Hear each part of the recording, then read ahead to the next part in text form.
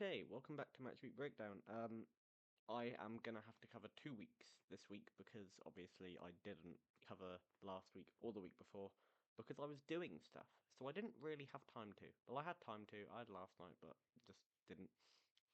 So yeah, that is going to be this week's video. I'm going to be doing Match Week 14 and Match Week 15. Yeah, yeah, both of those weeks because those are good weeks. They actually were quite good weeks. A lot of high-scoring games and a few red cards here and there. So yeah, we're going to be covering all of it. Um, the title race has kind of been blown wide open a little bit. Um, that's what the media's been making out to be. We'll get onto that later in the video, but just my opinion on that first. I don't think it's been blown wide open. Arsenal are still 2 points clear.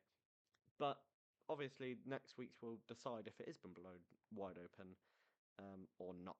But first game we're starting on is Bournemouth-Everton. 1-0 win for Everton, a Jack Grealish late winner. Fairly, like, it was one of those games where not a lot really happened. It was one of those games where it was like, there was a winner, but at the very end. So yeah, Jack Grealish winner at the very end. Well, not at the very end. I'm talking 78th minute, so that's not the very end. But yeah, it was a decent finish to be fair to him. He just kind of got it edge of the area, hit it. It did take a deflection. It took quite a big deflection off of the defender, but it went in. It was a goal. Everton got the win. There we go. Lovely jubbly. Next game is probably it's definitely contender for game of the season. If any other game beats this for game of the season, it must be the greatest game of all time because this game was mental. Man City 5, Fulham 4. Uh, Now, in the first half, Man City were 3-1 up, and then they came into the second half, and I think they went 5-1 up, actually. It was at least 5 or 4. Yeah, so they came into first half 3-1 up. They went into the second half and scored who in the first 10 minutes um, to then make it 5-1. And then Fulham nearly made the comeback. It would have been possibly the greatest comeback of all time. Um, but let's just roll through the goals first of all. Erling Haaland, a landmark goal actually. He is the fastest player in Premier League history to reach 100 goals. I think he did it something in like 106 games, something ridiculous like that. He is possibly, if he keeps going at Man City for a few more years, he could possibly be the greatest striker the Premier League has seen in terms of, not in terms of playing, his actual playing, like his how he plays football, isn't the best. But in striking terms, in being a striker, he could possibly be the best. He could break the scoring record from Alan Shearer, who actually took the top spot from in being the quickest player to reach 100. So that is now his, and he is going to break more records in the Premier League. I'm calling it. And I don't see where he moves if he does move. I don't think anyone can afford him right now, apart from maybe Real Madrid. But yeah, I think he's going to stay at Man City for a few more years.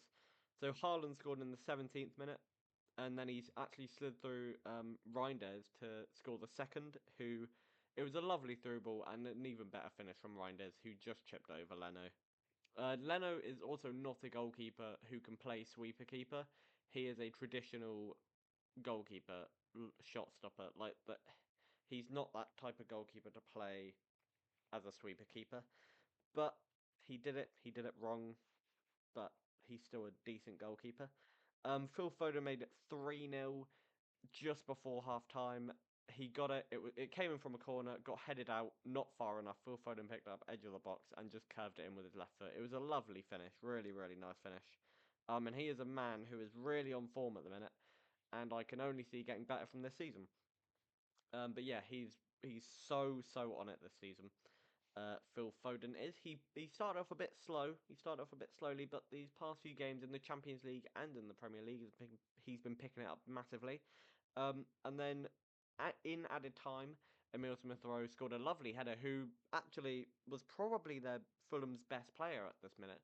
Um, Smith-Rowe looked really dangerous all of the first half. Came out, didn't look as dangerous, but he did get his goal. I think he deserved his goal 100% in the first half. I think he was definitely Fulham's best player actually. Um, and then Man City came out the gates. They came out swinging. 3 minutes into the second half, Phil Foden scored his second of the game and Man City's fourth of the game. And then Sander Berger scored an own goal in the 54th minute to extend their lead to 5-1. And then that's when the comeback started. Whereas in the 57th minute, Alex Iwobi made it 5-2. And then Samuel Chukwueze, who was actually a substitute in this game, scored in the 72nd minute, and then that's when the fans started believing again. Let's not beat around the bush here. They did start believing again, and then he scored another one 6 minutes after in the 78th minute to make it 5-4. And then they were pushing. They were really, really pushing, and there was a clearance off the line from Josko Vardio, um, and that was probably the decisive moment of where Man City won the game. Fulham was still pushing after that, but they just couldn't get it over the line, and Man City won 5-4. It was just one of those games. You know, it was one of those games where it. I can't really remember a game like it last season, if I'm honest. Um, I think there was a 4-4 last season, probably the best game. But yeah, anyway, that's the best game this season. There was 2 or 3 games like that this in the last 2 weeks actually. Um, Next is Newcastle Spurs 2-2. Bruno Guimaraes.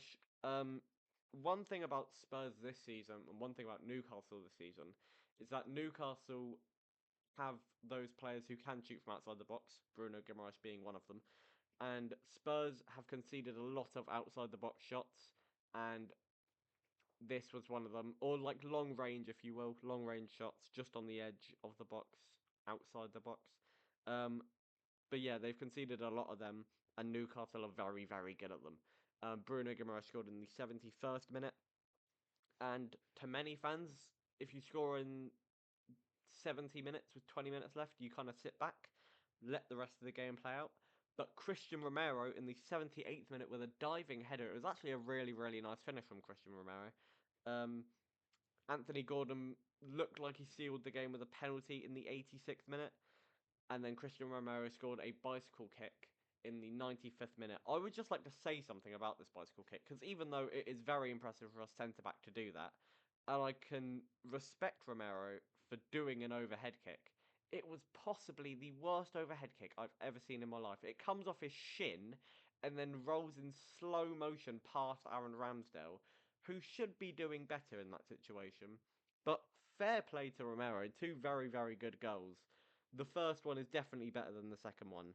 Um, but yeah, just one of those things. Spurs couldn't get it over the line. Newcastle should have really got it over the line after that penalty from Anthony Gordon. But it's just the way the game goes. Football's unpredictable. Yeah, just one of those games. Arsenal Brentford next, and Mikel Merino got a goal and an assist in this game. Um, he obviously scored in 11 minutes with, would you guess, a header. And then Bukayo Saka scored in the 91st minute to seal his, what, second or third goal of the season, maybe? In the 91st minute. It was a really. It was an okay finish. Oh boy, here we go, starting early. I remember last video we got maybe like 3 yawns in there. Already starting in the 8th minute. We're literally 8 minutes in. Um, Anyway, yes, Mikel Merino actually slid through. I can't speak. Slid Saka through. There we go. That was a tongue twister. Slid Saka through, and then Saka hits it.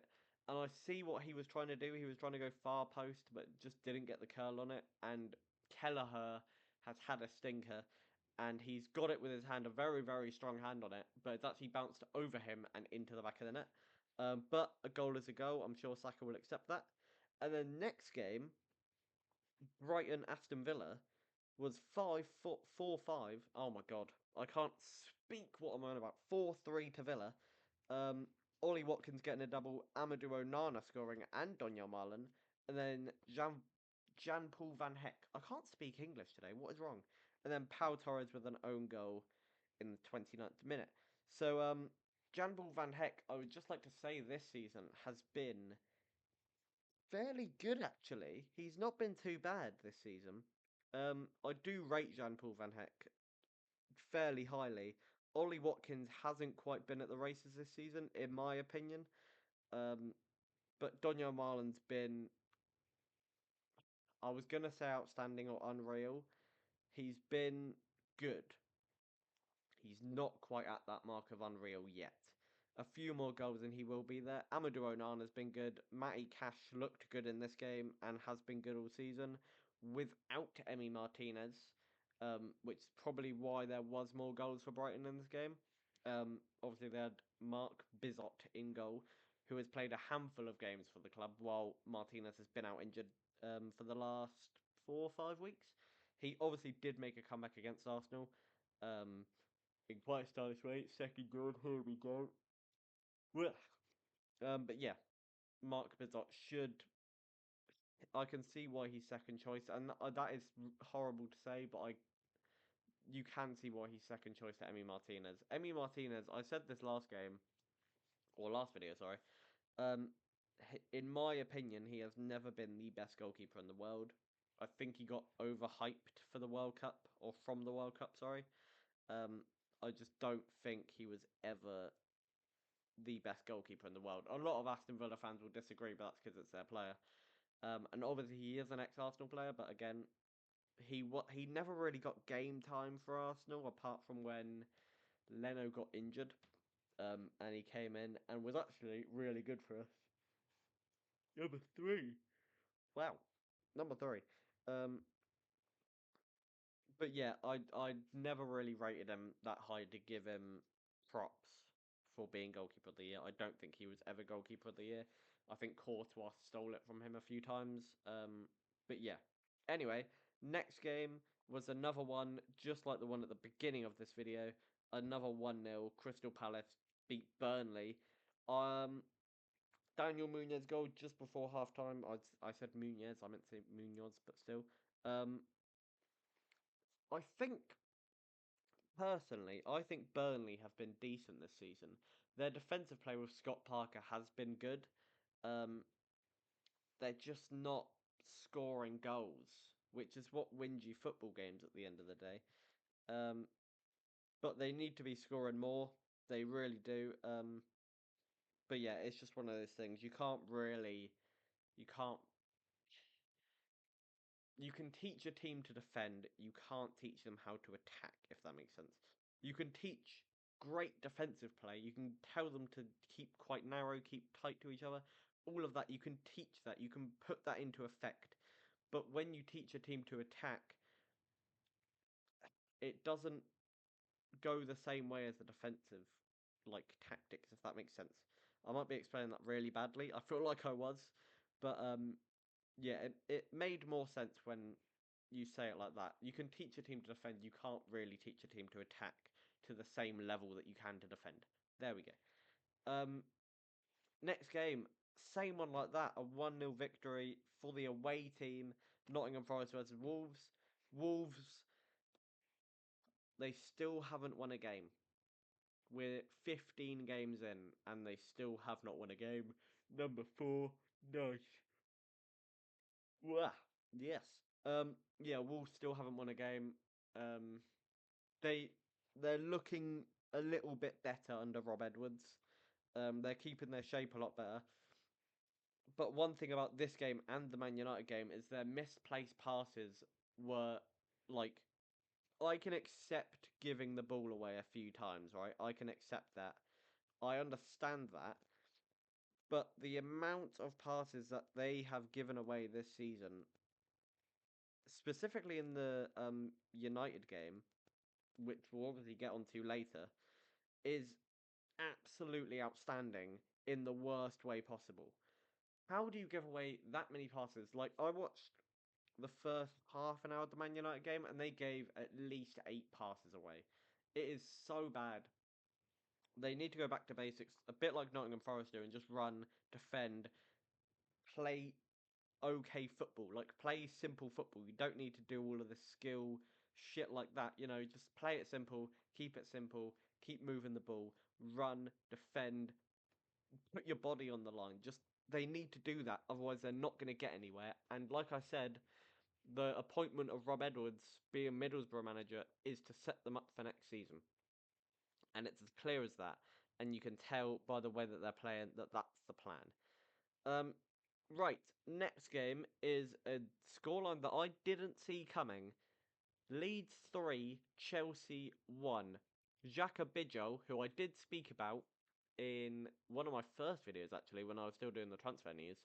Um, I thought Xhaka Bidjo was going to be really good this season.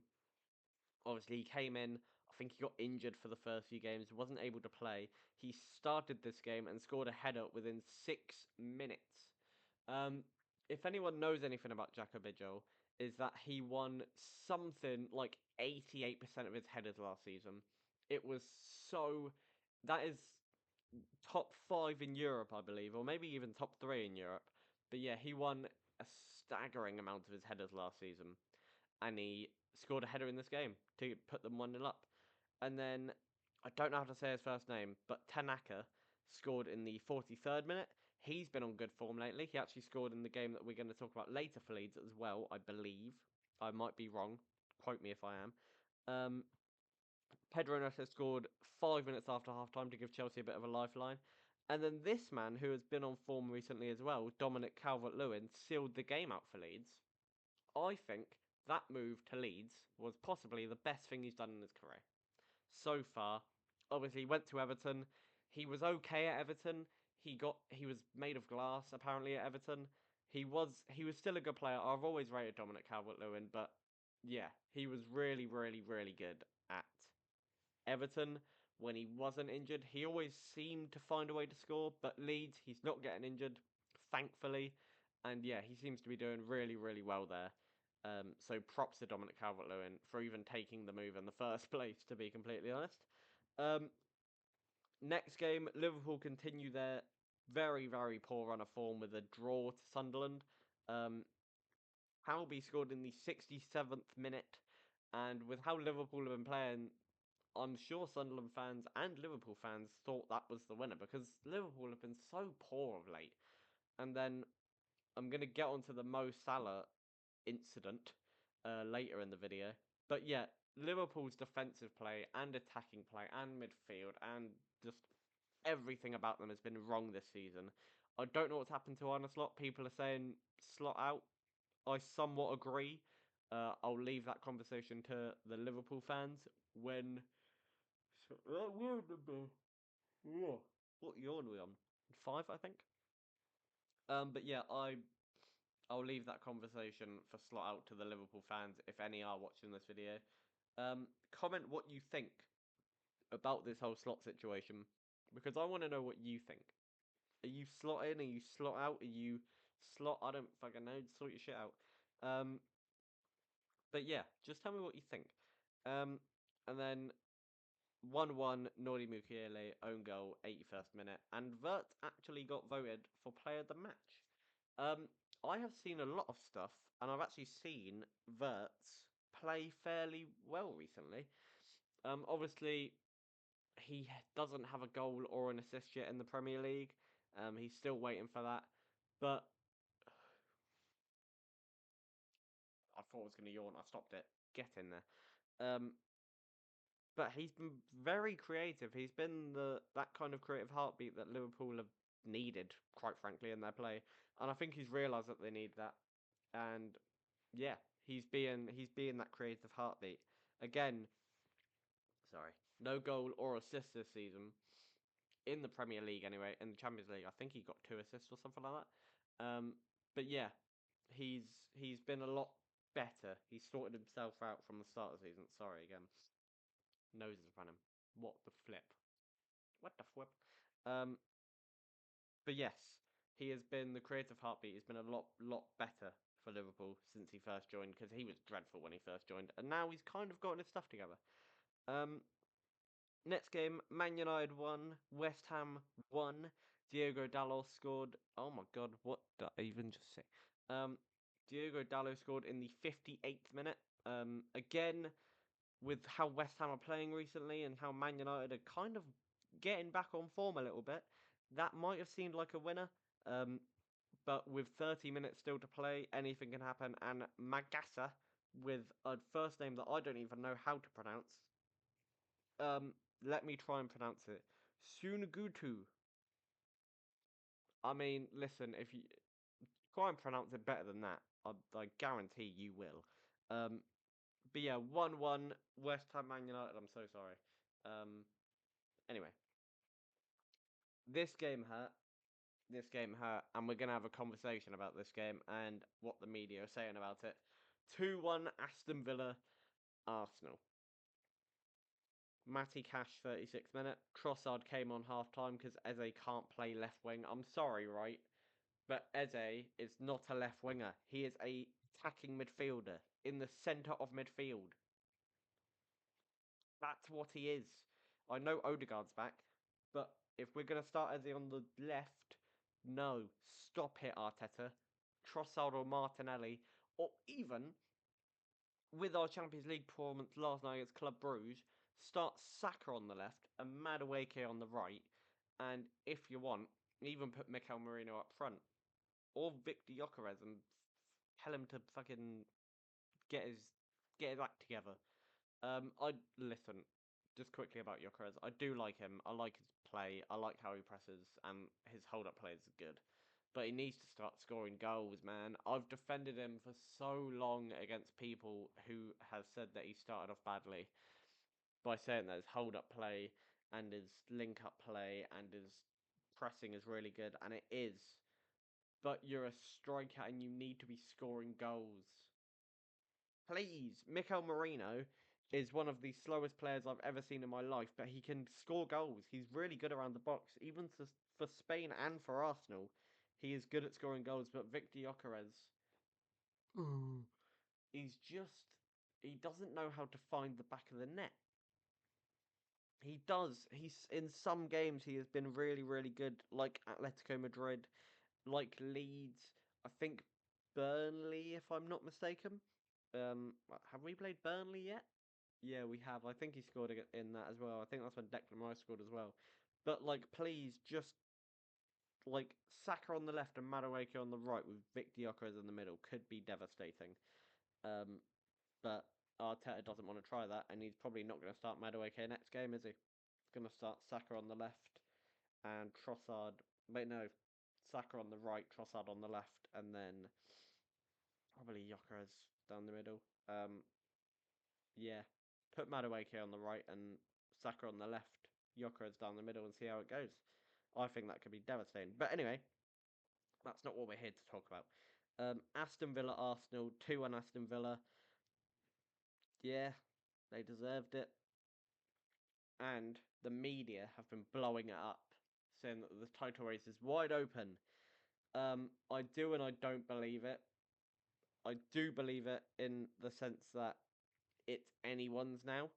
Because obviously it is. I think Man City are probably our closest contenders, and then Aston Villa have joined in.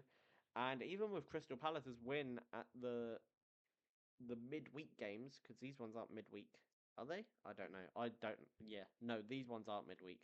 These are weekend games. Um, but yeah, with Aston Villa's win on the weekend, so this game week, pushing them up to fourth. It's anyone's now, but Arsenal are still 2 points clear, and we have a favourable run of games for the next few weeks. Um, it is and it isn't. I want to hear your opinion about it. I really want to hear your opinion about it, actually. So please do comment down below. Do you think the title race is wide open, or is it still there for the taking? I don't know. Tell me what you think. Just tell me what you think. Even if you're not into football and you just were listening to what I was saying. Yeah, I think it is and it isn't at the same time. We'll see how it. Obviously, we'll see how it evolves in the next 3 weeks. I think we have 2 or 3 weeks until it's literally exactly halfway through the season. I think we have 3 weeks of football left. Next week is match week 16, so yeah, around 3 weeks left until exactly the middle of the season. Next game, 0-0. Wow. Bournemouth Chelsea. 0-0. Robert Sanchez kind of kept Chelsea in this game, and Petrovic kept Bournemouth in this game. Cole Palmer made his return and looked fairly decent in this game. Obviously, didn't get a full 90 minutes, but got a decent 60 in the tank.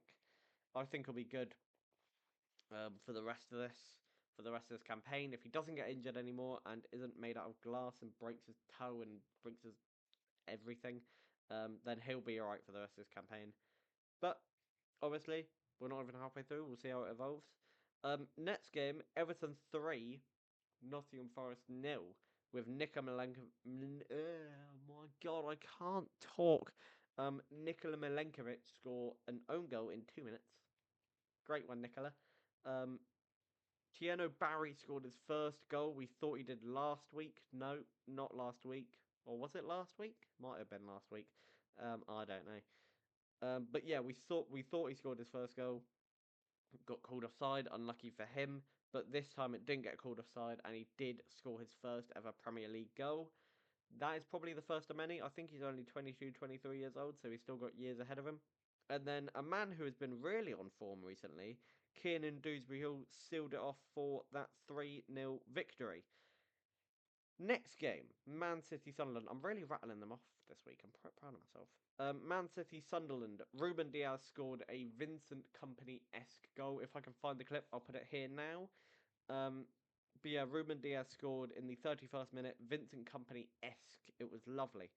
Josko Vardio doubled their lead 4 minutes after, and then Phil Foden, continuing his fantastic run of form, scored again in the 65th minute. And then with the red card, Luke O'Nien got a bit hot-headed.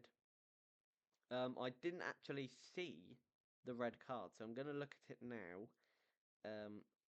Just whilst we do this. Oh yeah. Oh yeah. Yeah, it's a red. Yeah, I didn't actually see it before this, so I just looked at it then. Yeah, clatters him from the back. It's a clear red. That is one of the. A lot of the red cards this season have been very on it, very like obvious. That one was very obvious. The Caicedo one was very obvious. Paqueta's one was very obvious because he was not obvious to the fans, but to the referee. Obviously, with Lucas Paqueta being a bit hot-headed, it was a very obvious one. Newcastle, Burnley, 2-1 Newcastle, Bruno Guimaraes, Anthony Gordon again scoring, and then Lucas Pires getting sent off. Again, I didn't see the red card. Let's have a look. Oh, yeah, I saw this. Yeah, Bruno Guimaraes scored straight from the corner, which is a great goal, by the way. Anthony Gordon, obviously, from the... Hold on. From the penalty. I don't know why I struggled to say that. Zian Fleming, good penalty.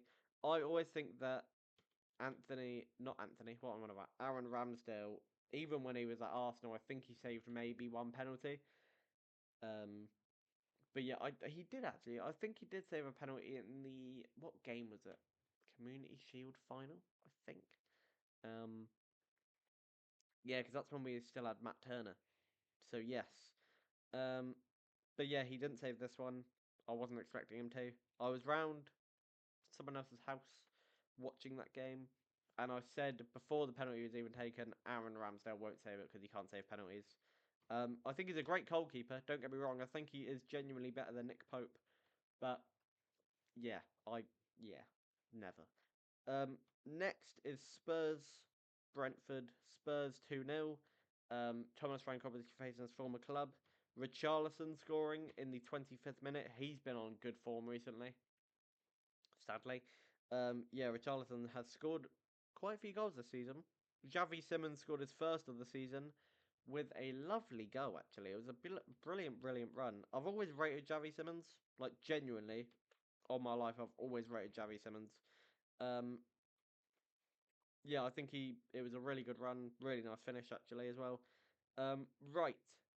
Next game, Leeds 3, Liverpool 3, another high-scoring game.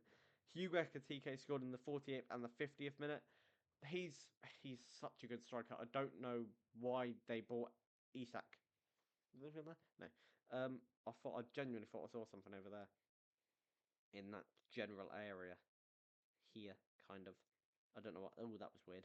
Um, but yeah, Ekatike, they don't need Isak if they've got Ekatike because he is just so good as a striker. Dominic Calvert-Lewin again continues his scoring form with a penalty in the 73rd minute. Anton Stack levelled the scoring in the 75th minute. 5 minutes after that, Dominic Szoboszlai restores the Liverpool lead. And then Tanaka scores for a second week in a row in the 96th minute to give it a 3-3 final game type of thing. Yeah. Um, Brighton West Ham next. Jorginho Ruta, who looked dangerous all game, scored in the 91st minute. Jared Bowen scored in the 73rd minute. A game that not a lot really happened in, if I'm completely honest. A bit disappointed, as I should be. Um, a game like that, I would have liked to see a bit more. Um, I think Nuno has done really well with this West Ham team. I thought I didn't. The difference with the Rob Edwards appointment and the Nuno appointment is Nuno definitely wasn't for next season for West Ham because they still thought that they could restore everything, and they kind of have. Nuno has done really well since he has joined West Ham, and he's actually transformed his team quite a lot. I'm trying to sort my hair out because there's this really annoying bit in the middle here, so just bear with me whilst I actually sort that out. That'll do. Oh, that still looks really annoying. Oh god, that actually looks worse. Hold on, bear with. This is really annoying me. That'll do. But now there's a bit over here. Oh, flipping heck, that'll do. Fulham 1, Crystal Palace 2. Um, Harry Wilson, Eddie Nketiah with a really nice goal, by the way. Assist from Adam Wharton. He kind of takes it on the bounce a little bit, a tiny bit on the bounce. Um, and he strikes it with power into that bottom corner where Leno was occupying. Harry Wilson in the 38th minute with a beautiful goal. He's taken it on the half volley with a Trivela. It was so nice. Again, if I can find the clip, I'll put it here. If I don't, you're gonna have to deal with me talking about it. But yeah, it was really, really nice. I'm pretty sure he's caught it on the half volley and then Trivelled it into the far corner. Um, Mark Gay, he scored in the 87th minute to lock off that game. Now, last game was an absolute tramping. That sounds bad. Is it trampling? Or I was going to say trampolining. An absolute trampolining by Man United on Wolves. Yeah, an absolute trampling. That's the word. It is trampling. Yeah. Because that means that you walk over them. Yeah. I'm just going to say it like that. Man United absolutely walked over Wolves. There you go. 4-1. 4-1. Now, this is the game that I was talking about, where Wolves gave away so many passes. How many did they complete? I'll tell you the stat now. They completed 71% of their passes. They gave the ball away time after time after time, and it got so repetitive from Wolves. They did obviously score their first goal under Rob Edwards. Maybe they're improving a little bit, but yeah, Man United actually played him off the park, like absolutely. Bruno Fernandes scored in the 25th minute. Jean Rickner Bellegarde scored in the 47th minute in the added time of the first half to make it 1-1 at half time. Maybe there was a bit of faith restored in the Wolves players and the Wolves fans. We don't know. I'm not a Wolves fan. But Man United came out and were ruthless. Buemo scored in the 51st minute. Mason Mount scored in the 62nd minute. And Bruno Fernandes scored in the 82nd minute. Yeah, trampling. Complete and utter trampling. Um, so, with that all taken into consideration, I am now going to talk about my team of the week. I had to make two, obviously, for both game weeks. Um, and here they are. So, for match week 14, I've gone with Pickford in goal, Calafiori at left back. I think he had a really solid game, along with Pickford. Van Hecker scored. Scored 2 goals. Another really solid game. Christian Romero scored 2 wonderful goals. Um, good defensive play. James Garner, really good play actually. He was very very good this game. Tanaka scored. What more could you want? Anton Stack really good play actually. It's really fluid with the ball. Kind of that more defensive player along with Tanaka, but still really good. Um, Foden for obvious reasons. Jack Grealish for that one goal because nothing else happened, but no other left winger was really better than him. Erling Haaland, I couldn't not include him, and Samuel Chukwueze for obvious reasons. He was really good in that game against Man City, along with Haaland and Foden. Um, Game week 15 team. Emi Martinez in goal. It's really annoying. It's really annoying to put him in because I know they beat us. But yeah, he was good. He was good this game. Sorry. Yawn 7, I think. I think we're on yawn 7, around there. Yes, Emi Martinez was really good. Jed Spence at right back.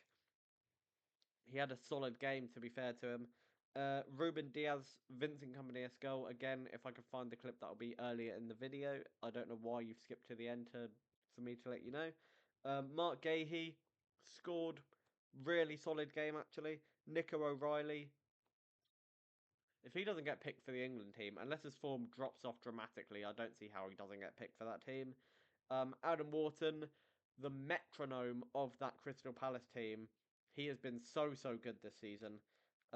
Bruno Fernandes, because it's Bruno Fernandes. Dewsbury Hall, really good, really picked up form. I've kind of had to make a makeshift front three here. I've picked Cherky at left wing because of the way that he played and manoeuvred in this game. I kind of had to put him in, but I didn't want to remove anyone from the midfield. And I couldn't not include the player at right wing, so I've had to put him at left wing. I couldn't again. I couldn't not include him.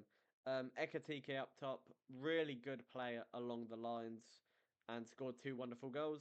And then Brian and Buemo, again another player. I couldn't not include him. They will both be on the screen here.